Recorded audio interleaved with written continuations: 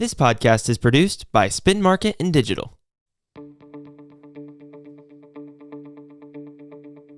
Welcome to How to Money with Cole and Cole. I'm Cole. And I'm Cole. We coach people every day on their money and how to plan for the future. As financial advisors, we're here to have an honest conversation and educate you on investing, retirement, and everything in between. And we'll throw in some sports talk along the way. Our mission and goal of this podcast is to improve your money journey and help you create the financial life you deserve. So let's talk money. And sports. Welcome back to How to Money with Cole and Cole. I am Bailey Ashbrook, investment advisor representative at Central Financial Group, and it is the best time of the year. It is the best. Most wonderful Other than the weather time. sucks. Yeah, the weather stinks. That's okay. I'll be But in Arizona the next week. sports watching right now is just unbelievable. And the Masters is coming up. Oh my gosh. I love the Masters. I love basketball. Yeah. Cole Peterson, investment advisor, representative of Central Financial Group as well. And I'm going to pick Alabama to win it. I know they're the number one overall seed, but man, their front line goes 7 foot, 6'10", 6'9". Big dude. That's their front line. That's amazing. That's and then crazy. they bring a guy off the bench, I think he's 6'10". I wonder what their wingspans are. The guy that's Jeez, 7 foot, it's like let's not- 7'8". Let's not do that again. Cole Jaskey, financial advisor. A lot going on, man. A lot going on in the world, sports. The weather sucks, but we're hopefully trending in the good direction. Golf season be coming. We'll be in full swing. No pun intended. Full swing. Yeah, I saw it's supposed to be 50 degrees Tomorrow. so that's pretty good.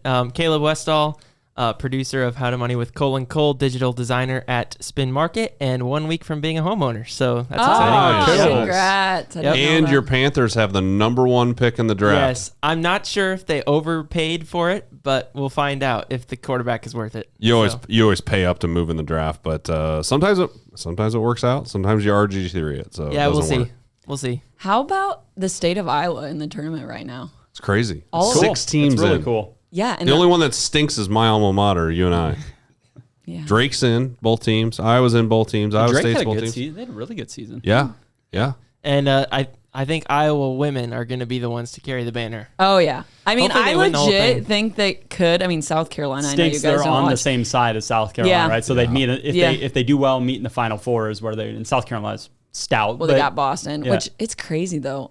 We have tickets. My sister has tickets to Friday and Sunday's game, so I'm gonna go Sunday, thinking That's they'll awesome. win. Cool. And I think Luke and Day are gonna go Friday because Day's been asking to watch Caitlin Clark. He's like, she's the best. Yeah, no school, so you might as Yeah. well take advantage of that. Yeah, and Yeah, I was that's just awesome. talking about. It's so cool how much they can make money right now. These college players are making money during this tournament. You're going to see a lot more of them sticking around in college, I Yeah. think, because Yes. they don't make that Especially much more. women. Especially women. Sticking at the college level, but probably movement within the college ranks is Yes. going to be. I think that's kind of the downfall with it. Is you're going to see especially like I think of football. You see a lot. There's a lot more money in football in the South. Like you're going to see the better players continue to go, and they already are traditionally in the South. So I'd but say- keep them in the college game, which is good. College football, you're going to see the SEC continue to dominate more Yeah. and more, but I think it's going to make college basketball better. You get completely competitive. I think college basketball will be on a much more level scale. Yeah. And talking about that, I really like Iowa's draw in the tournament. Have you guys really filled out a bracket yet? I haven't filled For one out Iowa yet. men or women? Iowa men. Yeah, they play Houston play Auburn if they win. Yeah, they play Auburn in the first round, which okay, whatever. It's like an even game as far as the spread. It's kind of a toss-up game. But their second round game is against Houston, who's I think is the weakest number one seed because Sasser's hurt. Yep. And I don't think he's going to be right regardless. He pulled his groin, just 3 days ago. So No, I didn't know that. yeah, their number one player. So Iowa got pretty lucky on. I mean, they could get into the Sweet 16 Let's go or Hawks Elite Eight. all Yeah. around. Yeah.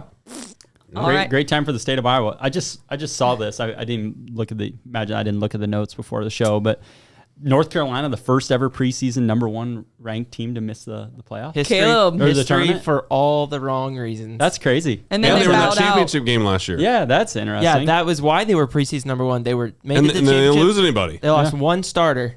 Right. They were in the first four out. What happened? They just blew it. They couldn't beat good teams. They didn't have any bad losses, but they were 1-10 in quad one. Oh, So wow. Yeah. they just couldn't beat good teams.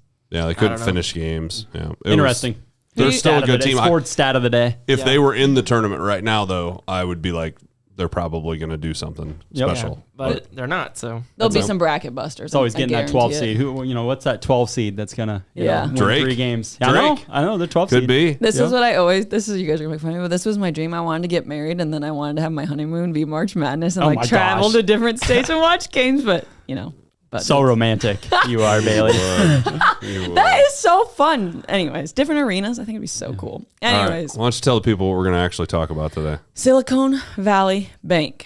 Obviously, a lot of buzzwords, a lot going on around that. Cole J, what happened? Tell us what happened. Yeah, it's been a interesting week in the financial banking, economy sector here. But yeah, so earlier, basically late last week, it started developing that there was this term you were hearing, a run on the bank, right? And there was a lot of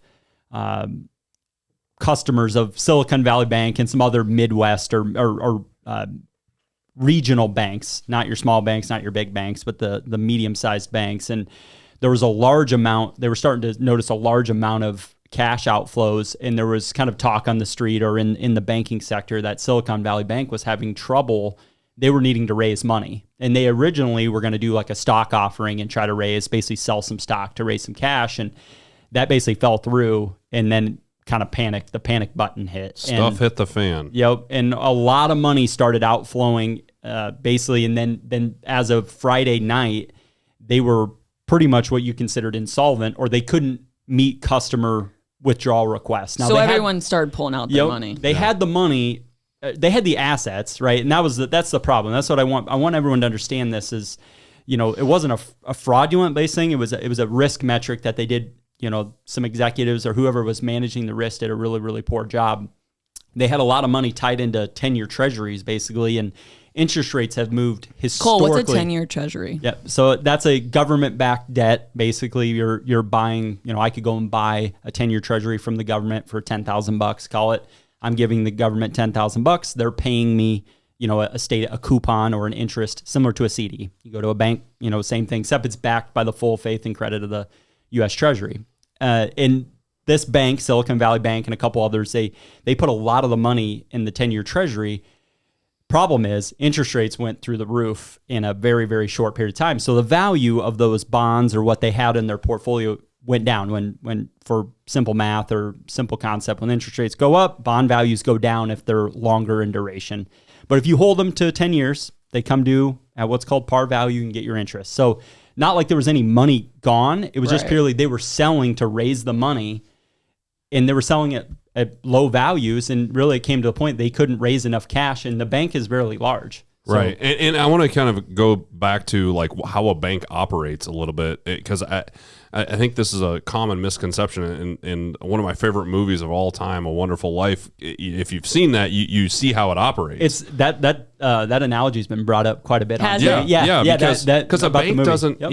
if Caleb gives a bank $300,000, they don't just leave that $300,000 at the bank, and if Caleb walks in one day, they go to Caleb's little drawer and pull it out and give it to him. I mean, that's not how a bank works. I just have to say it'd be nice if I could have $300,000 to walk into a bank with. You blow this podcast that's up, called fractional banking. So basically, and that's I looked up the rules before the podcast of technically, now this is in kind of broad based terms, but banks have to basically have 10% of capital on hand or readily available for liquidity events, right? So if you have your $100 million bank, technically you only need to have 10 million. Yeah, the rest you can lend out or invest, or that's how they make money. Yeah, so when they were buying treasuries right. with that other 90%, and they needed to raise the money, they lost a lot in value by raising that money, and that's when we got kind of a panic situation happen. Right. So when Cole talks about a run on the bank, it's kind of like when George Bailey, all the people walk into his bank and they're like, "Well, we want our money." Well, I don't have it here. I don't, it's not sitting here. It's in your home. It's in your, the whole thing. And people don't understand that with banks is that they can't just walk in and get all their money out. They can, unless there's a run on the bank where everyone wants their money out at the same time. So this happened back in 2008. They're saying this is the second largest implosion of the bank history. What does that mean for the clients? What's going to happen to their money? And what changes did maybe they make to? Yeah, so there are quite a big differences between 2008 and now. First, now the FDIC, which is the regulator that regulates the banks, all the banks pay a fee to be members of FDIC. they pretty much stepped in and said, we're going to guarantee withdrawals, deposits. Your funds are set. Anyone that deposited money into Silicon Valley Bank or any of the other, like there's like 3, I don't know the other names, but they're all kind of in a similar issue. They pretty much said, hey, we're going to fully back. You have the regulators backing on these deposits. Because they didn't want more banks to. It would be like contagious for this to continue to happen, right? The panic, right? That's what they wanted to. Basically, over the weekend, I'm sure there were some people that did not get any sleep in the government end or in the regular end this weekend, saying, "Hey, we got to have a plan on Monday, because if we don't, we're just going to let Silicon Valley Bank fail." There was going to be there's lists out there of the companies that were really large, depository base of Silicon Valley Bank. And we were talking thousands and thousands and thousands of employees that would not have gotten paid. Right. If only they only got the $250,000 of FDIC insurance. So, and there would have been a mass, probably a lot of people, many people, but just normal people were like, hey, why would I have my money that, I'm shipping it elsewhere, I'm putting it somewhere else. So they wanted to control that. And I do think they made the right control call. The panic. And yep. Yeah. So typically how FDIC insurance works is that the FDIC will only insure the first $250,000 for, and there's different, it's in each account per customer. So if you have a joint account, it's $500,000. But at the same time, if one of the companies was Etsy, if they had $1 million there and the FDIC didn't step in and say, we'll insure the full $1 million, the FDIC only had to actually say, we'll give you $250,000 of that $1 million, and that's it. But they're going to extend They're it. going to extend it, and they're going to fully insure all the deposits. So everyone that had a nickel there is going to be able to get their money out if they want to, or move it somewhere else, or whatever they want to do with it. But they didn't have to. And where does that money come from? Does it come from us taxpayers? You know what I'm saying? It comes from you, actually. Right out of Bailey's pocket. Your wallet. That's an important fact of the difference between 2008 and now. Today. 2008, there was a program called TARP, which has an acronym for something, but that was backed by basically the taxpayer dollars. Now, big thing I want people to do, everyone who's here, we bailed out, this bailout. The U.S. taxpayer actually made $15 billion on the TARP program. So that was one thing. That's where I wasn't a big, opposed. I'm normally like, I want to keep government, spending. Low. Let's be, good stewards of the taxpayer dollars. But I was fully on. I didn't want the panic to happen just from our client base, and then then all of a sudden it goes into the stock market, goes into business, everything there. But the FDIC is there for $250,000. Each bank, that's a member there pays a fee to the FDIC. And then they have their own, basically it's its own business, and they're the ones that are stepping in. So the money's coming from the FDIC, not past the $250. Yep, not coming from the taxpayer. That's basically from the banking system. Kind of to sum up the whole situation, basically it was a poorly managed bank. Yep. They made bad decisions as far as what to do with the money, and they were exposed. And the problem is it was a bank. And if it was any other company, no one would have ever heard about it. Yep. Because the company would largest bank too in the U.S. The company would have just went bankrupt, and it would file Chapter 11 bankruptcy, and it would have gone on its way. But since it was a bank, we as people in America think these banks are like so bulletproof that if one bank fails, oh no, is it going to keep going? Because we did see it in 2008 where it was a domino effect, and it was really scary. But this one, I think most people can rest assured, your local bank, your place that you bank with is safe. You're fine. And those executives, they're gone. They're getting fired. Yeah, because they made bad decisions. Mm-hmm. Yeah, as they should be. So explain FDIC insurance to me. I have one account. Let's say I have $500,000. I have it all in the bank in my name, so it's only covering $250,000. Are there ways around that so I can have more coverage, or explain how that kind of works for the listener? Yeah, there's multiple ways. First and foremost, you can have just use you and Luke, husband and wife. You can have Bailey single account $250,000, Luke single account $250,000, Bailey and Luke joint account $500,000. There's $1 million of insurance. Now you can't have 3 single accounts all in Bailey's name at the same bank. At the same bank that are all going to be insured. But around that, like in our industry, we have insured bank deposits where they're insured up to $250,000 or $2.5 million. But what NFS or our broker dealer or our custodian broker dealer is doing, they're going and sending $250,000 out to different banks. They're doing it for us all with one account. Same thing. We're staying below those $250,000 limits.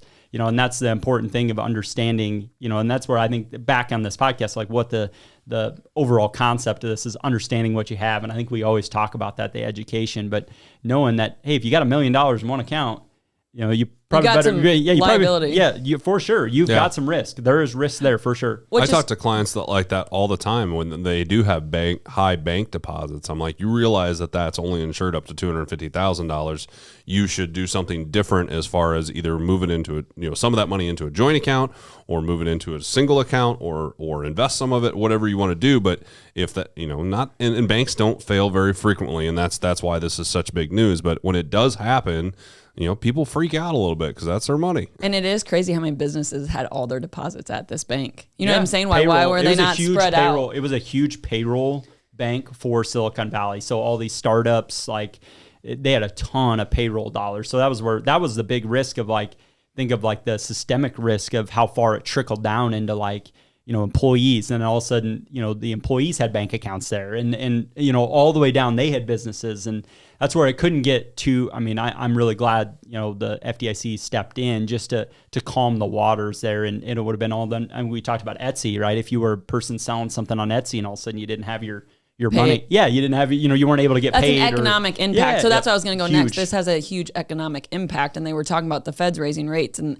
I got this stat. Goldman Sachs, which previously projected a rate increase of 25 bips at the Fed's meeting next week, now expects no rate increase. Why is that? Because of stress in the banking system it would put on it. Yeah, they just want to stress the system anymore. But I think they've done enough raises that they can miss one. So I think we're okay with that. But I saw the Roku CEO. I remember knows what Roku is. Roku CEO said, "Yeah, I mean, we had all our money at that one bank. We just didn't really take the time to diversify out, and that's my bad." And you might see some other CEOs get fired or CFOs get fired because of this. I mean, you can't have all your money that's not insured, especially businesses. You gotta diversify, and we talk about diversification all the time. But this is one of those things where just because your money's at a bank doesn't mean that it's diversified. I do think there's probably some changes coming to the insurance amounts and things there. That's been $250 for I don't know how long, but think of inflation and since probably the as long as I've been in the industry. I've been in the industry for 18 years, and it's been at $250,000. So I would guess, and then just think of inflation over 18 years. Think of inflation. It should have doubled by now. Yeah, 10% last year, right? Right. So why haven't they raised that? Yeah, that doesn't make any sense to me. Need someone like you on there just making those decisions cool. I do think we want to tread lightly though, because I think we were talking about this off air, but if the FDIC starts charging the banks more for membership, or say they're going to insure $500,000 for all individual, that means they have to have more reserves. The FDIC does. So who does that money come from? It comes from ultimately down to the customer, right? Because the banks, thinking they're great people, but they're a for-profit business. They're going to pass that on to the customer base. This podcast is produced by Spin Market and Digital. Located in Fort Dodge, Iowa, Spin Market's highly skilled team can help you increase your market by updating your website, improving SEO, designing advertisements, and producing podcasts that will grab the attention of your market. Contact Spin Market today for all your digital marketing needs at digitalagent@spinmarket.com or call us at 515-302-8026. And to learn more, visit our website at www.spinmarket.com. That's digitalagent@spinmarket.com or 515-302-8026, or visit our website www.spinmarket.com.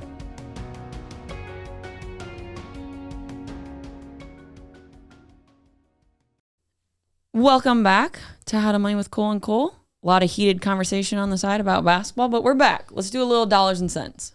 You're mad at me, aren't you? Yeah, I am. Dollar bills, y'all.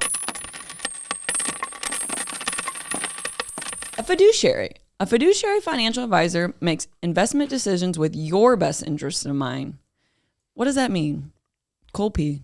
So it means that we have to keep the client's best interest in mind when we are making investment decisions for them.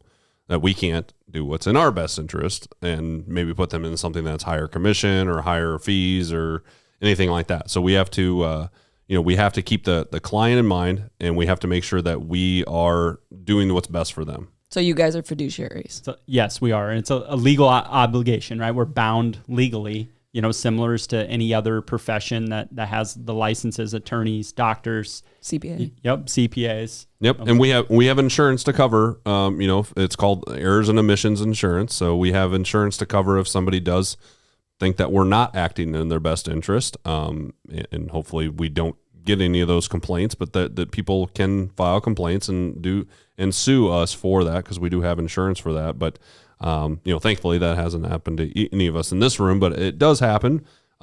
Just like any industry, there's good financial advisors and there's not so good financial advisors. Just like there's good doctors, there's bad doctors, there's good dentists, there's bad dentists. There are different types of people in our profession.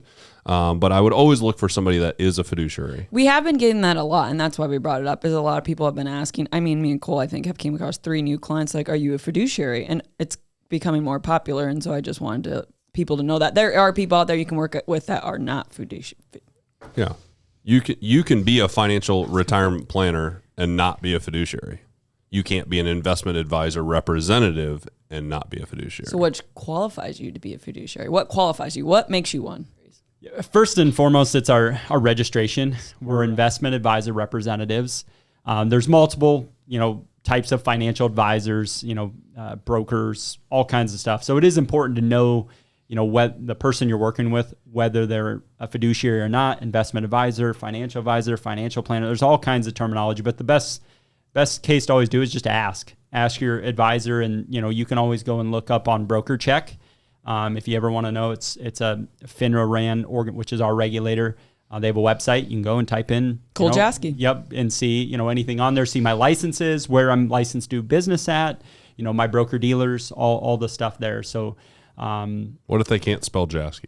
Yeah, it's tough. You can search by zip code. So yeah, so just good pull luck. Fort Dodge, Iowa. I have to do. Yeah, that's a kind of running joke. You guys probably hear me on the phone. I'm like, J is in Jaguar, A is in Apple, E is in Echo. As in every single time I say I'm spelling my email or something over the phone. Well, on my phone, when you call, it's like Cole Jaski. Yeah, we had to change it on the voicemail. We had to chop his name. It's a running joke. That's really good to know though, because it sounds not important, but it's important to know who's taking care of your money. Do they have the right qualifications? Are they acting in your best interest? So then you don't end up in a situation where 5 years from now you're like, oh, why did they put all my money in that? You know what I mean? Yep. They have to do what's best for you. And there's a lot of, I don't want to say influencers, but there's a lot of people online, which some have great content. I'm not saying that, but they don't have any obligation to do what's best for you.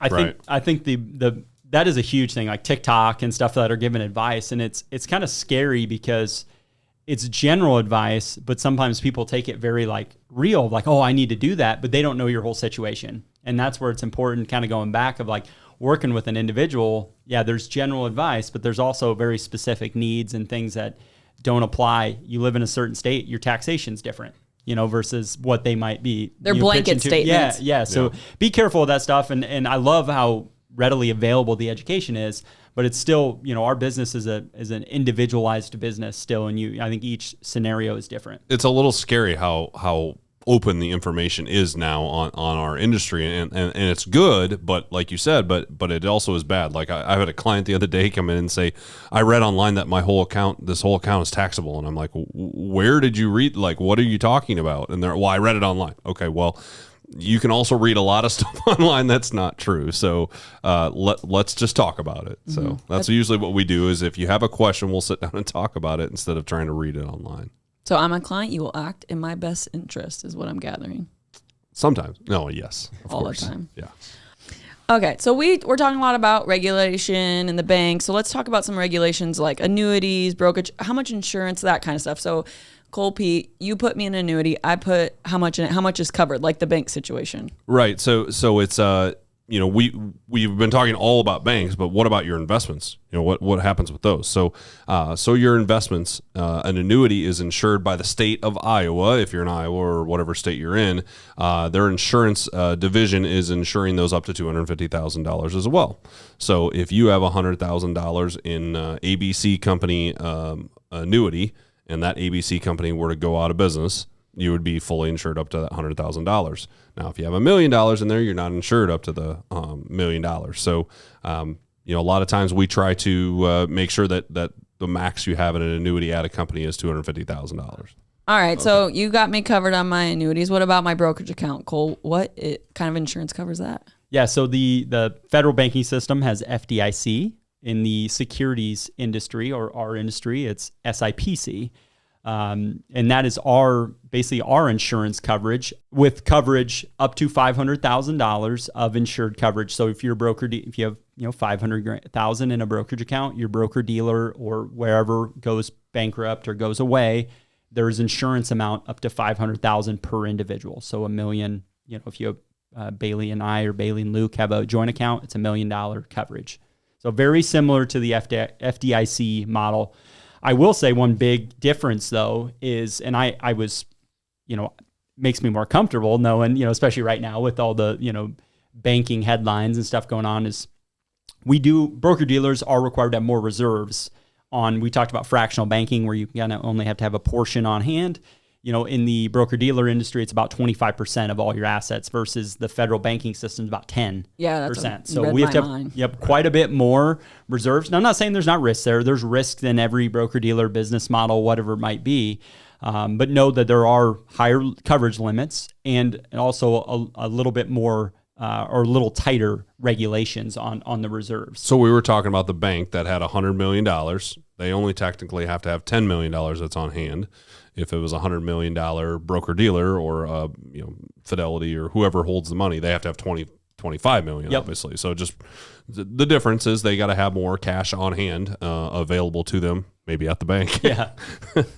And that's good to know, because I'm sure people are panicking all over. Are my accounts okay? Are they going to be insured? I feel like the older generation really understands the coverages on insurance. They'll always ask, how much is FIC? How much? You know what I mean? Yep. Where I feel like kind of maybe the younger generation isn't quite there with how much is covered, because it was like a big CD thing. And the bank run thing really has. Banks fail every year. You don't really hear about it, but there's a federal website. You can go and look at every bank failure, each year all the way back as far as they have it. But it's not as, I guess, as common now, or you don't see it where I think a lot of the, I would say baby boomer generation and older, they have the stories of they've lived it. The 80s, the savings and loan crisis in the 80s and things there where they know someone that got paid FDIC insurance because the bank went bankrupt or went away. So I think it's more relevant. Younger generation really hasn't gone through it. We're in kind of that digital banking era where it's not cash. It's you can move money electronically. Bitcoin, all this, it's a lot different. So I don't think it's been relevant, but I bet a lot of people have educated themselves in the last week on FDIC insurance. Sure. All right. So you guys got me covered. You fiduciaries. We learned about the bank crisis. Kind of a lot of education today. There are a few things I want to bring up. March 15th, if you are a client of CFG, we have a market update, which I think will be great with everything going on. And with Mark Manos that was on our podcast for Clark Capital. Yep. Clark Capital is going to be the host. If you have not listened to that episode, I would definitely go back because Mark is awesome. He's on it. He's our favorite. A lot going on too. I'm excited because there's a lot going on for a couple of the guys that we're having on that call to talk about. So I think it's gonna be really a lot of buying opportunity right now. So that is for clients only. That is an value add of being a client of CFG, and we're just doing more of that stuff. So if you want more information, reach out to Alexa at our office. You can call or email, and she'll send you a link. But I definitely think you should know about that. And then we actually have Margaritas and Money May 4th. That's for open to the public at the Starlight. Enjoy Fort Dodge. Yep. Thank you. 6:00. We'll have information out to the public on that, but you can enjoy a margarita, and that's going to be just general investing education because it's another value add. We just want to educate people on stuff like have some margaritas. Yeah. Yeah. It's going to be more just fun, but we're going to have a speaker that will talk about investing, and you'll be able to ask questions and everything like that. But it'll be more fun, music. We'll do some trivia, surprises, and it'll be a good night. Cole P really wants a GJ so he can break it down. Oh, I already contacted one. I knew you would. So Caleb, come on, learn more about investing. So I do want to mention those two things, but yeah, it's been great. Make sure you guys follow them on social media. Cole CFG, Bailey CFG on Facebook. Follow their general office page. If you have questions, visit their website, contact them directly. And really quick, before we end this episode, don't need a reason why. Just give me who's going to win the NCAA men's tournament. Cole J. Purdue. Alabama. Alabama. I'm going to go Duke. I do like that pick. Number 5 seed. I'm going to go with the dark horse, who's not the 1 seed this year. And with that, I think that ends this episode of How to Money with Cole and Cole. All right. You have to have an enthusiasm for life. You have to have a dream, a goal, and you have to be willing to work for it. The one and great only, Jimmy V. Love Go it. Cubs. You've been listening to How to Money with Cole and Cole, the podcast of the Central Financial Group, courtesy of Spin Market. To learn more, visit their website at www.centralfinancialgroup.com and follow them on all their social media platforms. For now, I'm Cole, And I'm Cole. and we'll see you on the greens. 4.